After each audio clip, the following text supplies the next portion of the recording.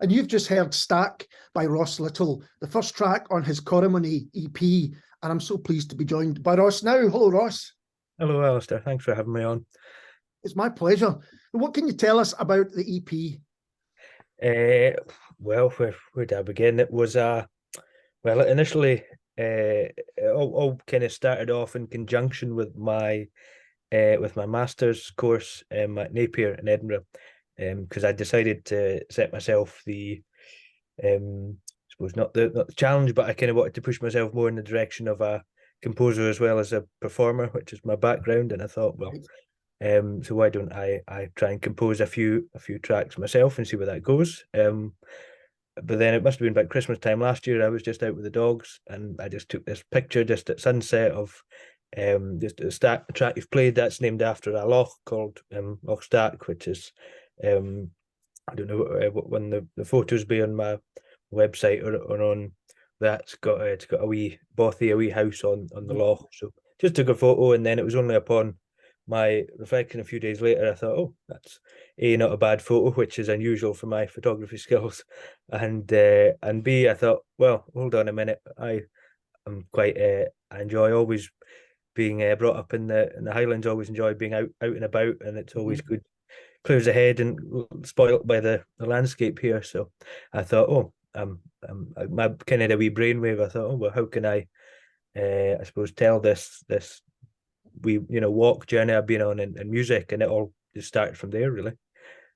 That's really interesting. It's an image that kind of kicked off the whole thing. That's quite an unusual trigger point, I think, for people to start making music. And so, are all the tracks are influenced or by your surroundings and the going for walks and things like that?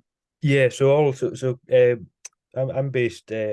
My home's just near Inverness, and Corrimony is about another 10 miles from that. It's a small, not even a village, just a kind of collection of kind of wee houses and small community where my grandparents stay. So always as much home to me. But yeah, all the tracks, I think, from that first one, probably going back to last January, I found 6 separate images of all places that within the kind of Corrimony bubble, and I kind of thought, well, how can I use these? I think landscape being the main kind of overarching theme in my relationship with that, and that landscape that kind of inspired me. But then as a kind of springboard, how can I? Ironically, all the pieces were actually written in Edinburgh. So it was in my flat. I just used these images as a kind of canvas to try and recapture, I suppose, how I was feeling at each of these points. And how do you approach this? Is total someone who doesn't make music at all. How do you approach turning those ideas into sound? I suppose it's trying to, it's only my interpretation of that, landscape. Somebody else could come along. I know there has been some. I think there is a very old tune called Corrimony from about 1780 something, going back. So it's only my interpretation, but yeah, I think it's for me, it's looking at those images, just single photographs I'd taken, and trying to recapture, I suppose, the mood of that whole kind of atmosphere connection that I felt at the time or in that place. Try and recapture that and then put that into music. So be that melody or harmony or combination that I felt best expressed that at the time. So.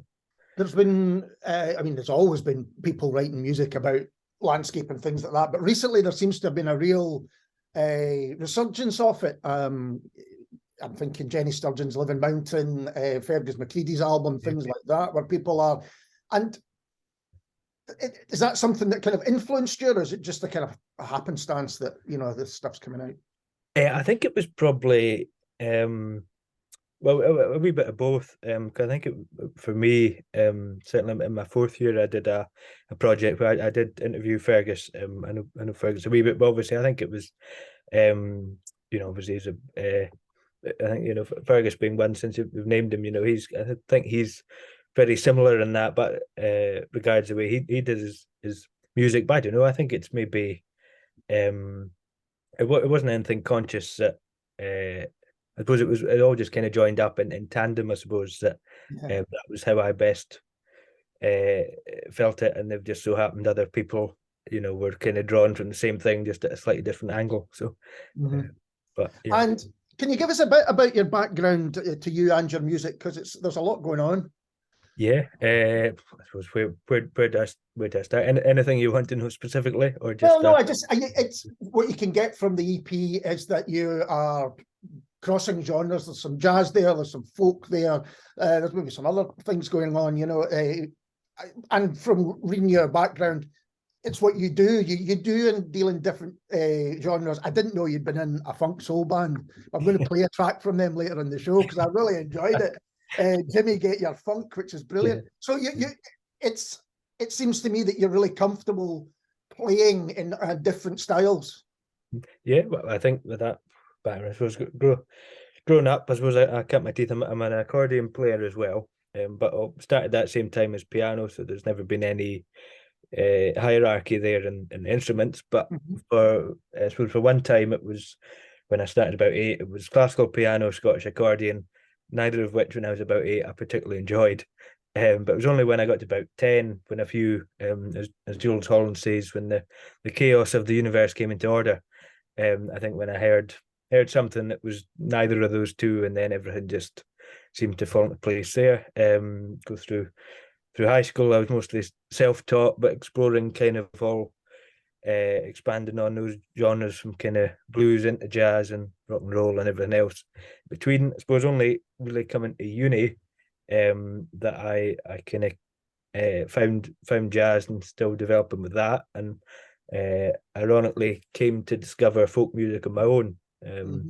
My parents growing up were always big folkies, but not that I never particularly enjoyed it then, but it was only finding my own kind of way into it through Dick Gaughan, I think, if I remember.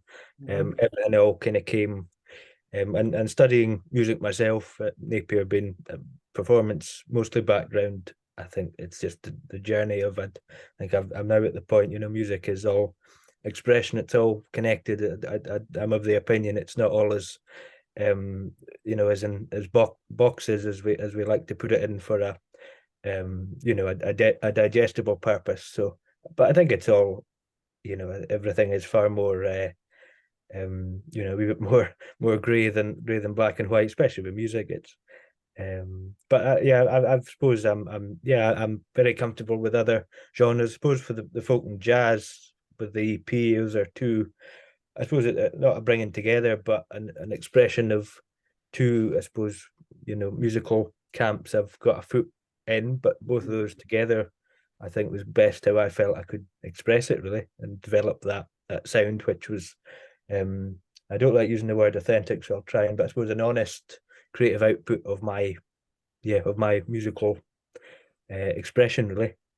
It's interesting because there are two genres that to me seem to be absolutely thriving in Scotland at the moment and crossing over and doing other things. I think in jazz in particular, you know, people are bringing in hip hop, they're bringing in dance music, things like that, bringing in jazz as well. But the folk scene as well seems to be quite fresh. There's a lot of younger musicians playing. Celtic Connections is a great example. If you look at the list of Celtic Connections, there's a lot of fantastic musicians. Do you agree that these two genres, that, as you say, you've got a foot in both, folk and jazz, are really kind of thriving in Scotland at the moment? And I just wondered if you agreed with that and why you think that might be, if you do. Yeah, no, I think definitely I agree that they are thriving, and quite rightly so. I think even you know, obviously, you know, folk's a big, like jazz, a big kind of label on, you know, all sub arching things beneath it, you know, even within Scottish Celtic folk, wherever, you know, there's various things going on. But I suppose that's from all our cultural background, someone I suppose we're more associated with jazz, particularly we do associate with, you know, America from a different background. However, I don't think that's, I think, you know, looking at jazz and being a broad thing, but in a way that I think jazz can be used as a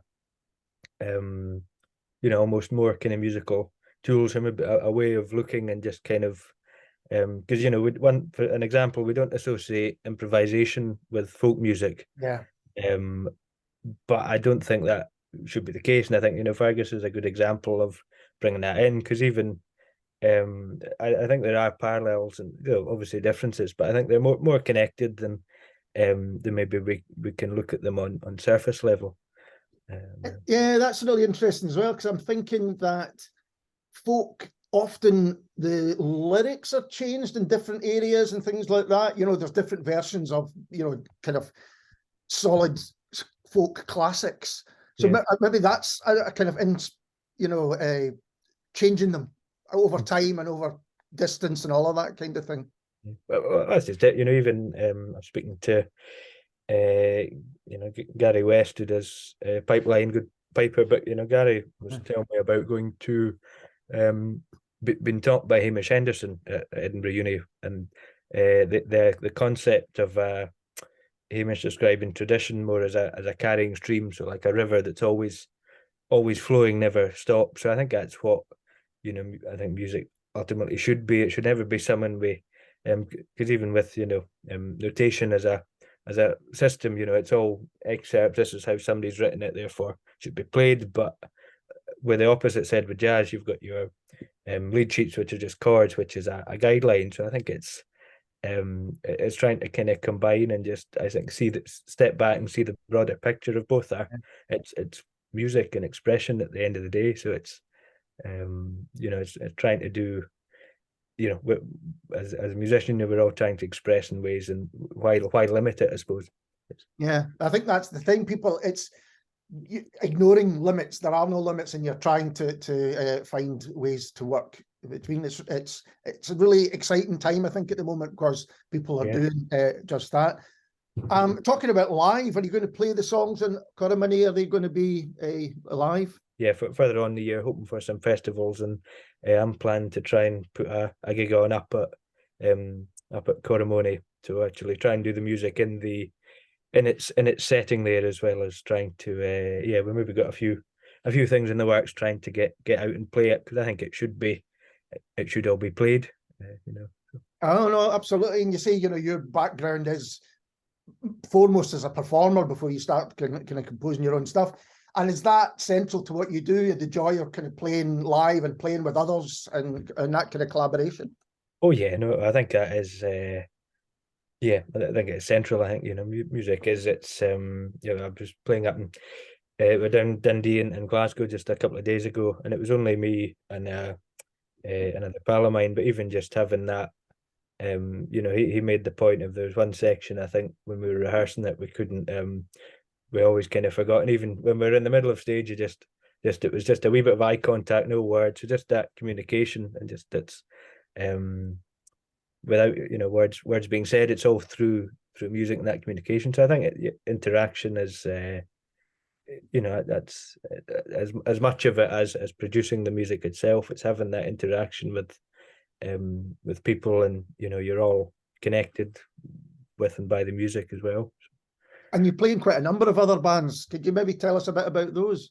Yeah, sure. So, well, one you mentioned, Edinburgh-based Jimmy Get Your Funk On, which is a 9-piece, I think, one of the quotes, funk behemoth. So we're pretty we've had to squeeze in some small stages, but that's yeah. So so funk and kind of jazz fusion, but all that. So we've mostly done around the Edinburgh circuit and Glasgow and a few other places. Hoping to we've got maybe a new album in that this year.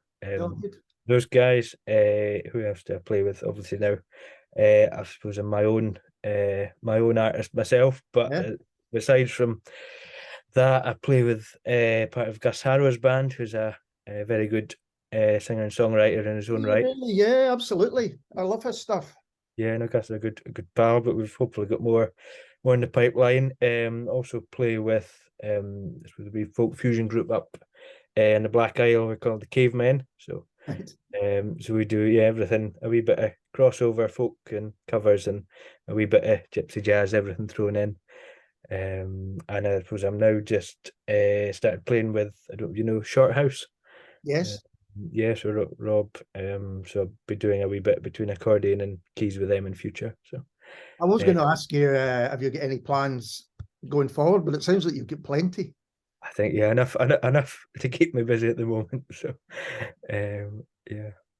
Well, Ross, thank you so much for taking the time to talk to me, and all the best with Corrimony, because it's a fantastic collection of tracks. That's right. I'll say, well, thank you for having me on again. So.